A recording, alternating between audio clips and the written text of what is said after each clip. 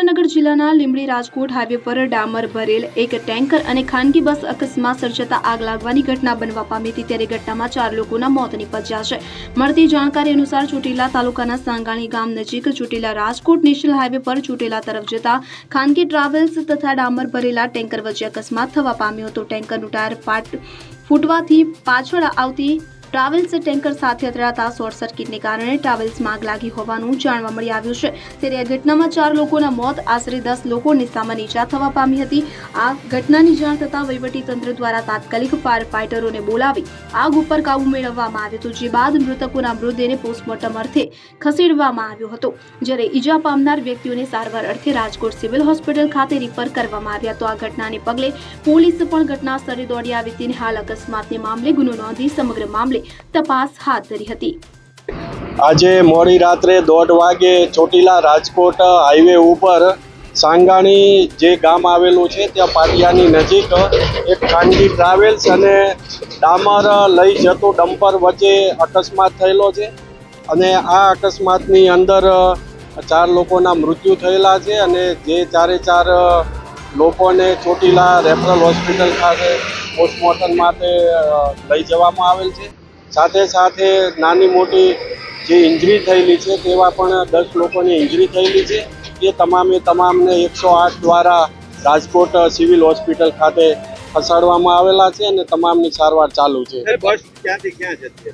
બસ અમદાવાદથી રાજકોટ સાઈડ જતી હતી અને જે આગળ જે ડમ્પર જતો હતો જે ડામર ભરેલો એને ડમ્પરનું પ્રાથમિક દ્રષ્ટિએ ટાયર ફાટતા એ ટાયર સળગી ગયું હતું અને પાછળની સાઈડ આ ટ્રાવેલ્સ અથડાણ્યો એવી વિગત સામે આવે છે। કેટલા લોકોને બચાવી લેવામાં?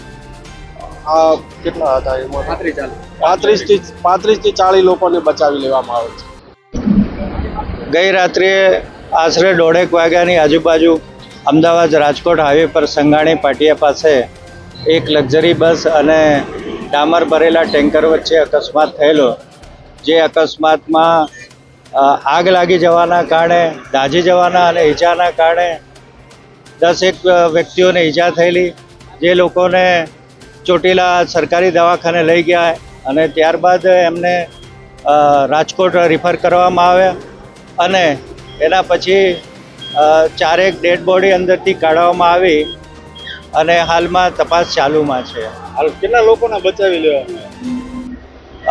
બસની અંદર આશરે 35 થી 40 વ્યક્તિઓ હશે એવું અનુમાન છે, જેમાં 10 વ્યક્તિઓ ઇન્જરી થયેલી અને 4 ડેડ બોડી મળી।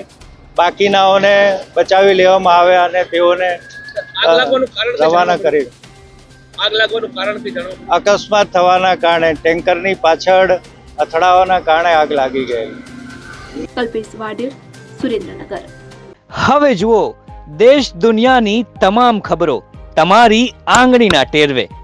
ઉઠાવો મોબાઈલ અને ગૂગલ પ્લે સ્ટોર પરથી ડાઉનલોડ કરો અમારી CN24 ન્યૂઝ મોબાઈલ એપ।